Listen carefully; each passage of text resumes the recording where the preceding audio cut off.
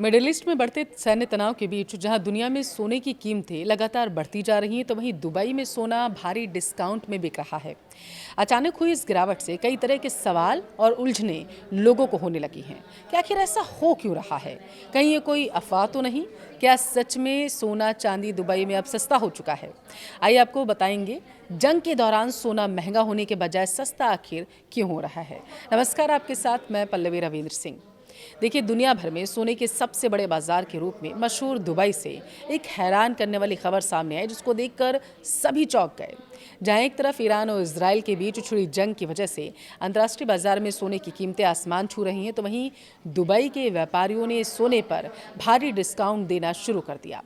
यह स्थिति सुनने में अजीब आपको ज़रूर लग सकती है, क्योंकि युद्ध के समय आमतौर पर सोने के दाम बढ़ते हैं, लेकिन दुबई के मामले में इसके पीछे की वजह लॉजिस्टिक्स और सप्लाई चेन को टूटना बताया जा रहा है। देखिए, मिडिल ईस्ट में बढ़ते सैन्य तनाव के कारण ईरान और उसके आसपास का हवाई क्षेत्र बंद हो गया या खतरनाक घोषित कर दिया गया है।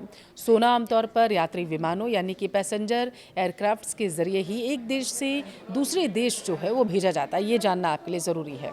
और उड़ानों के रद्द होने या मार्ग बदलने की वजह से सोने की सप्लाई पूरी तरीके से ठप हो जाती है।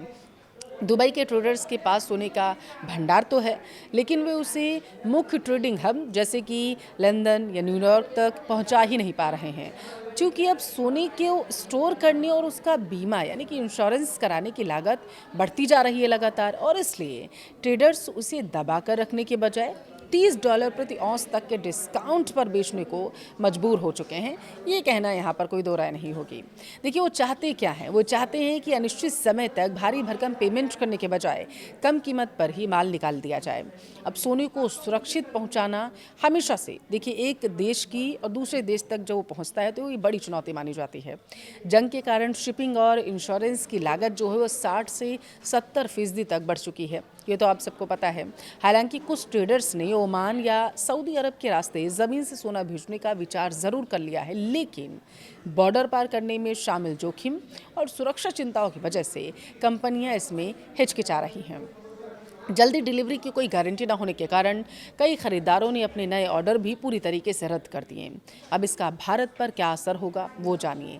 देखिए, भारत दुनिया में सोने का सबसे बड़ा खरीदार है और हमारी सप्लाई का एक बड़ा हिस्सा दुबई से आता है।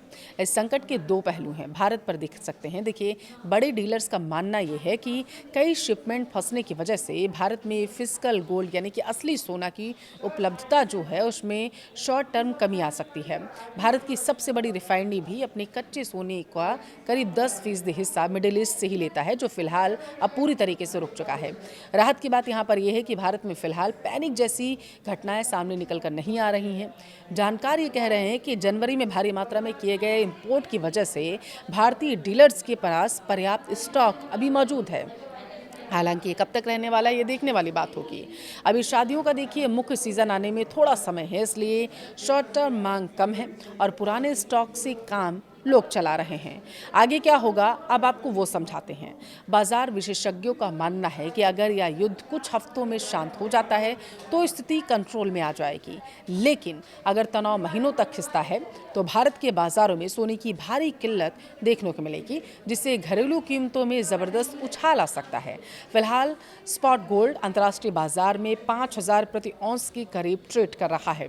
डॉलर की मजबूती और युद्ध की अनिश्चितता ने निवेशकों को उलझन में डाल दिया है।